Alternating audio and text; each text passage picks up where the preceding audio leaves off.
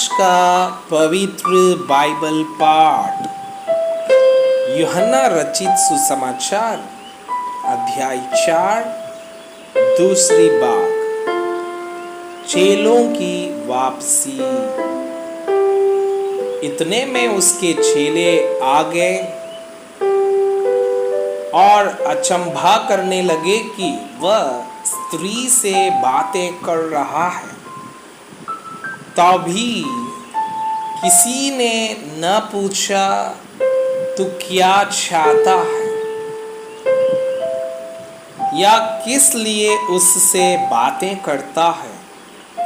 तब स्त्री अपना घड़ा छोड़कर नगर में चली गई और लोगों से कहने लगी, आओ एक मनुष्य को देखो जिसने सब कुछ जो मैंने किया मुझे बता दिया। कहीं यही तो मसीह नहीं है। अतः वे नगर से निकलकर उसके पास आने लगे। इस बीच उसके चेलों ने यीशु से यह विनती की, है रब्बी, कुछ खा ले। परंतु उसने उनसे कहा, मेरे पास खाने के लिए ऐसा भोजन है जिसे तुम नहीं जानते। तब चेलों ने आपस में कहा, क्या कोई उसके लिए कुछ खाने को लाया है? यीशु ने उनसे कहा, मेरा भोजन यह है कि अपने भेजने वाले की इच्छा के अनुसार चलूं और उसका काम पूरा करूं। क्या तुम नहीं कहते, कटनी होने में अब भी 4 महीने पड़े हैं? देखो, मैं तुमसे कहता हूं, अपनी आंखें उठाकर खेतों पर दृष्टि डालो कि वे कटनी के लिए पक चुके हैं। काटने वाला मजदूरी पाता और अनंत जीवन के लिए फल बटोरता है, ताकि बोने वाला और काटने वाला दोनों मिलकर आनंद करें। क्योंकि यहाँ पर यह कहावत ठीक बैठती है, बोने वाला और है और काटने वाला और। मैंने तुम्हें वह खेत काटने के लिए भेजा जिसमें तुमने परिश्रम नहीं किया। दूसरों ने परिश्रम किया और तुम उनके परिश्रम के फल में भागी हुए। सामरियों का विश्वास करना। उस नगर के बहुत से सामरियों ने उन स्त्री के कहने से यीशु पर विश्वास किया, क्योंकि उसने यह गवाही दी थी, उसने सब कुछ जो मैंने किया है मुझे बता दिया। इसलिए जब ये सामरी उसके पास आए तो उससे विनती करने लगे कि हमारे यहाँ रह।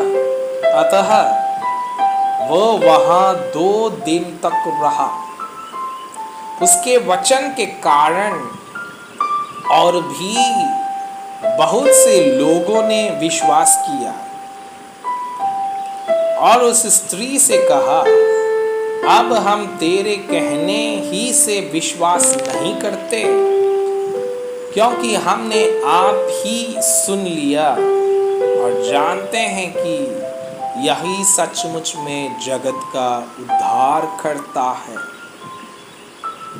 फिर उन 2 दिनों के बाद वह वहाँ से निकलकर गलील को गया, क्योंकि यीशु ने आप ही साक्षी दी कि भविष्यद्वक्ता अपने देश में आदर नहीं पाता। जब वह गलील में आया तो गलीली आनंद के साथ उससे मिले, क्योंकि जितने काम उसने यरूशलेम में पर्व के समय किए थे उन्होंने उन सब को देखा था, क्योंकि वे भी पर्व में गए थे। राज कर्मचारी के पुत्र को चंगा करना। तब वो फिर गलील के काना में आया, जहां उसने पानी को द्राक्षरस बनाया था। वहां राजा का एक कर्मचारी था, जिसका पुत्र कफरनहूम में बीमार था। वह यह सुनकर कि यीशु यहूदिया से गलील में आ गया है, उसके पास गया और उससे विनती करने लगा कि चलकर मेरे पुत्र को चंगा कर दे, क्योंकि वो मरने पर था। यीशु ने उससे कहा, जब तक तुम चिन्ह और अद्भुत काम ना देखोगे, तब तक कदापि विश्वास ना करोगे। राजा के कर्मचारी ने उससे कहा, हे प्रभु, मेरे बालक की मृत्यु होने से पहले चल। यीशु ने उससे कहा, जा, तेरा पुत्र जीवित है। उस मनुष्य ने यीशु की कही हुई बात की प्रतीति की और चला गया। वो मार्ग में ही था कि उसके दास उससे आ मिले और कहने लगे, तेरा लड़का जीवित है। उसने उनसे पूछा, किस घड़ी वह अच्छा होने लगा? उन्होंने उससे कहा, कल 7वें घंटे में उसका ज्वर उतर गया। तब पिता जान गया कि यह उसी घड़ी हुआ जिस घड़ी यीशु ने उससे कहा, तेरा पुत्र जीवित है।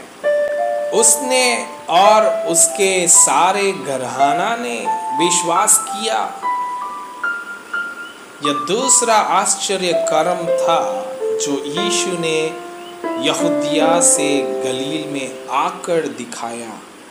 मैं आपसे यह अनुरोध करता हूँ कि कृपया आज का बाइबल पाठ को अध्ययन करें और जिन वचनों के द्वारा आप प्रभावित हुए, उसे अपने कॉपी में लिखें और आज दिन भर इस वचनों को अपने जीवन में अभ्यास करें।